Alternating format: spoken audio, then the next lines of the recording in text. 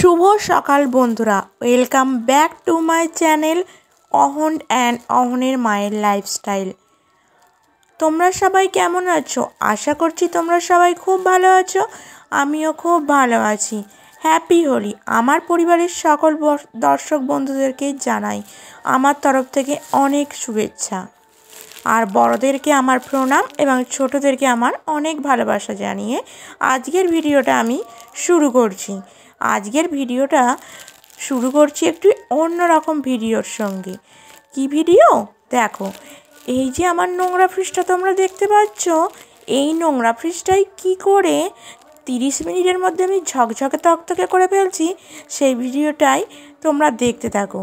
ভিডিওটা যদি তোমরা স্কিপ করে যাও তাহলে কিন্তু পুরোটাই মিস করে যাবে। তাই ভিডিওটা স্কিপ না করে আমি কিভাবে ফ্রিজটি পরিষ্কার করছি সেটাই তোমরা দেখতে থাকো।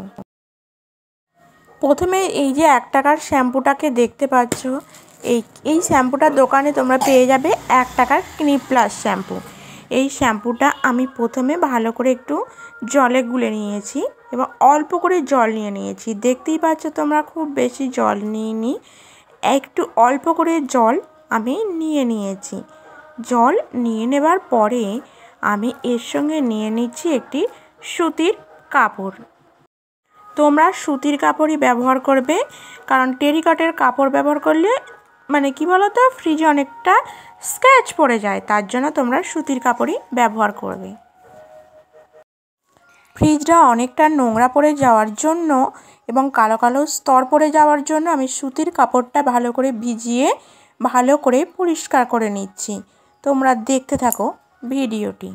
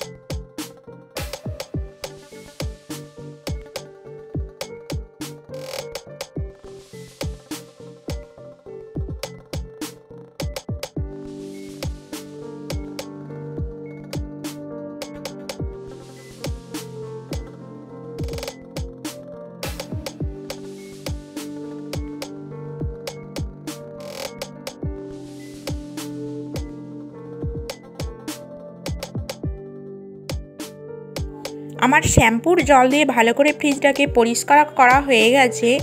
এবার আমি পরিষ্কার করছি, শুধুমাত্র পরিষ্কার জল দিয়ে আমি এটাকে পরিষ্কার করে নিচ্ছি।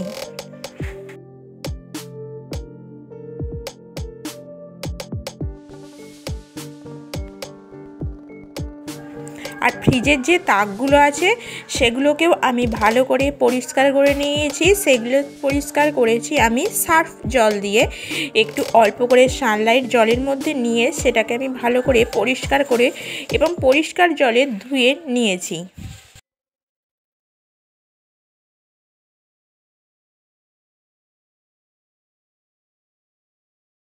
ফ্রিজের এই যে সামনের দিকটা, এটা আমি কলিন দিয়ে একটু ভালো করে পরিষ্কার করে নিয়েছি। আর ফ্রিজের এই তাকগুলো ভালো করে পরিষ্কার করে আমি ভালো করে জল ঝরিয়ে তারপরে একটু শুকনো কাপড় ছেঁড়া দিয়ে ভালো করে মুছে নিয়েছি। মুছে নেবার পর ফ্রিজে লাগিয়ে দিয়েছি। ফ্রিজে লাগানোর পর তাকগুলো আমার লাগানোর পর মনে হচ্ছে এই রে, আমি তো ভুল দিকে ফ্রিজের তাকগুলো লাগিয়েছি। আবার সেগুলোকে খুলে ভালো করে সুন্দর করে আবার লাগিয়েছি।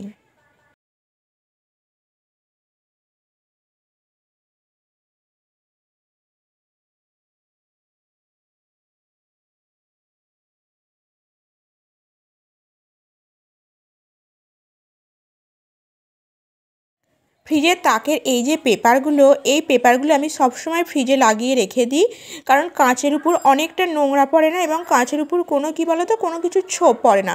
তাই আমি ভালো করে এইটা সবসময় লাগিয়ে রেখে দেবার চেষ্টা করি। দেখতে পাচ্ছ আমার ফ্রিজটি কতটা সুন্দর পরিষ্কার ও ঝকঝকে লাগছে। আজকের ভিডিওটি কেমন লাগলো? ভালো লাগলে প্লিজ একটি লাইক আর একটি সাবস্ক্রাইব করে দিও এবং বন্ধু হয়ে আমার পাশে থেকো। আজকের মতন টাটা। পরবর্তী অন্য কোনো ভিডিওর সঙ্গে আবারও তোমাদের সঙ্গে আমার দেখা হচ্ছে অন্য কোনো ভিডিওর সঙ্গে। ততক্ষণ পর্যন্ত তোমরা ভালো থেকো, সুস্থ থেকো।